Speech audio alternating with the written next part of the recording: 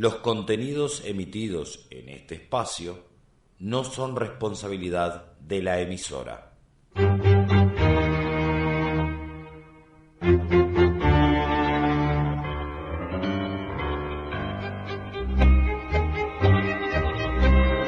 A continuación, en la mañana de la 94.5 FM del pueblo, La Otra Radio, las opiniones que importan.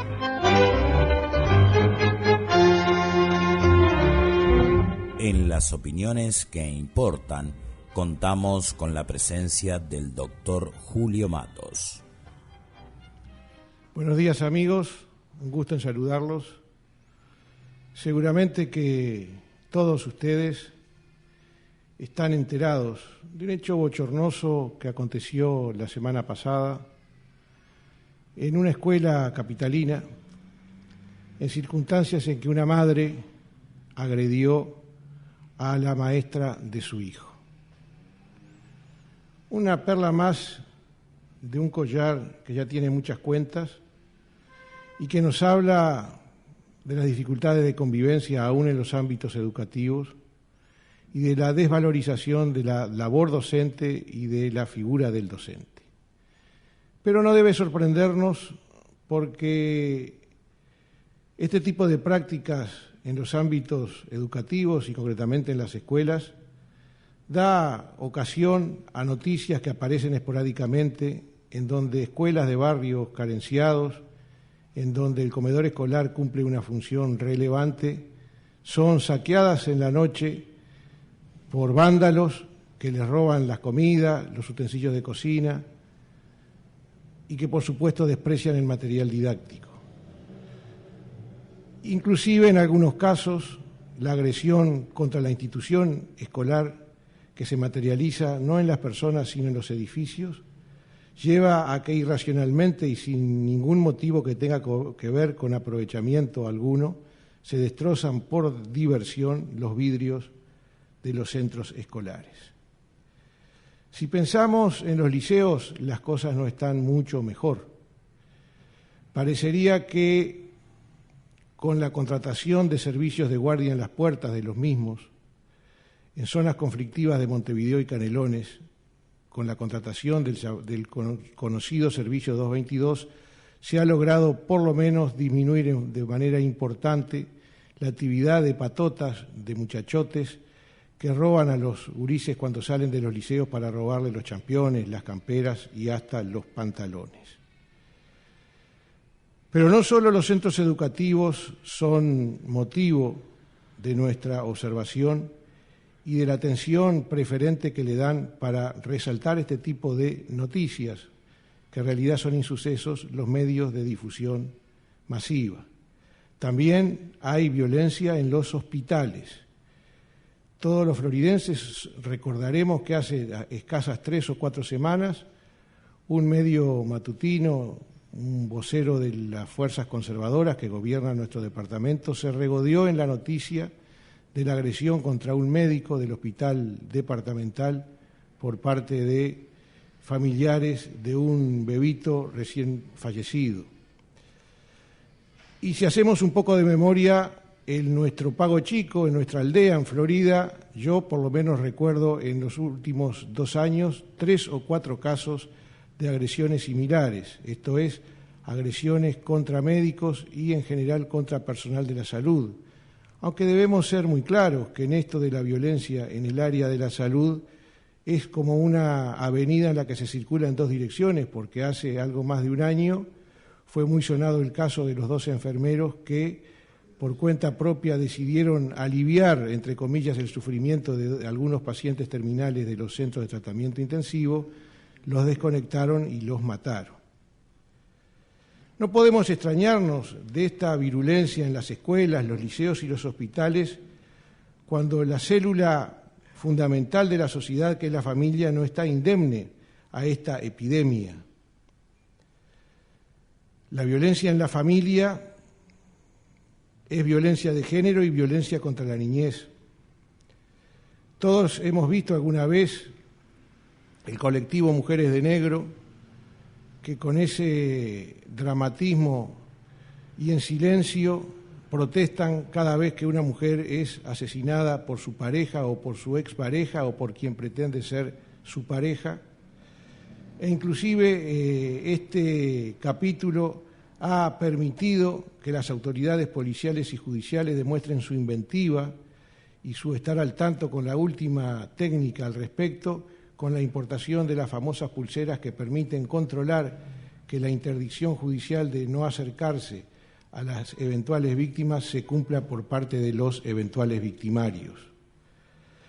Y en la familia no solo hay violencia de género, sino que hay violencia contra los niños, maltratos infantiles, violaciones, en algunos casos hasta homicidios por parte de sus familiares mayores, de vecinos e inclusive en algunos casos de sus progenitores. Pero en este breve inventario de la violencia en el Uruguay siglo XXI no podemos eludir la violencia en el tránsito. Los medios de circulación, las vías de circulación, parecen un escenario bélico en donde todos están en guerra contra todos. Automovilistas contra peatones, motonetistas contra automovilistas, transportistas urbanos y en las carreteras nacionales, y muchas veces el atropellar los derechos de los demás que terminan atropellos de otras personas, no son nada más ni menos que la concretización de esa espiral de violencia de que es víctima toda nuestra sociedad. ¿Y qué decir de la violencia en el deporte? Violencia que lleva a que no se pueda ir con la familia al fútbol, de que no puedan mezclarse las hinchadas, que más que hinchadas parecen ejércitos que deben ser separados porque si no las consecuencias son funestas, que no solo deben estar en tribunas aparte, sino que tienen que estar alejadas, tienen que acceder por puertas diferentes y retirarse por puertas diferentes y no cruzarse siquiera en el camino ni a 10 cuadras del escenario deportivo. Y la violencia adentro del escenario deportivo, de hinchas, de hinchas contra la policía, de policías contra los hinchas y todos contra las sillas y los implementos de los estadios. Y violencia adentro del escenario deportivo, donde inclusive los futbolistas profesionales dan espectáculo bochornoso agrediéndose ante 50, 60 o 70 mil espectadores. Y la violencia en los barrios, violencia entre vecinos que discuten por los ladridos de un perro y terminan apuñalados, barrios en donde la policía no puede entrar, barrios donde la policía mata jóvenes ante la protesta social, y violencia más violencia, y obviamente que en una sociedad tan violenta no se podían salvar los animales. Violencia también contra los animales. Recordarán ustedes que hace no menos de una semana un carrero en el Paso Viejo se tiró a pasar con la creciente y terminó ahogado el caballo, por no ver el maltrato animal, que es un mal generalizado en nuestra sociedad. Y como telón de fondo de esa violencia en las escuelas, en los liceos, en los hospitales, en la familia, en el tránsito, en el deporte, en los barrios contra los animales, la vedette que es la televisión. ¿Quién no recuerda el asesinato del empleado de la pizzería en Montevideo que se pasó por un canal de televisión en algunas horas casi 50 veces? ¿Quién no recuerda el regodeo y el regocijo del que está haciendo su buen negocio pasando una noticia que todos consumen? La obscenidad y el negocio marchan de la mano en estos casos. El resumen es que vivimos en una sociedad violenta, en un proceso que no empezó ayer, que no es lineal, que no es sencillo ni estridente, que tiene décadas de germinar, que tiene generaciones de transcurrir y que ha hecho eclosión en los últimos años. Y no pretendemos hacer en estos breves minutos un análisis de las causas de la violencia, pero constatado el fenómeno que a todos nos enferma, sabiendo que la violencia es un mal que atraviesa todos los poros de nuestra sociedad, podemos reconocer por lo menos 3 factores que han sido determinantes en su crecimiento. 2 de nuestra historia reciente y 1 global. Me refiero a la dictadura, ese periodo negro en nuestra historia, en donde desde el Estado se ejerció la violencia contra toda la población a los efectos de aterrorizarla y controlarla.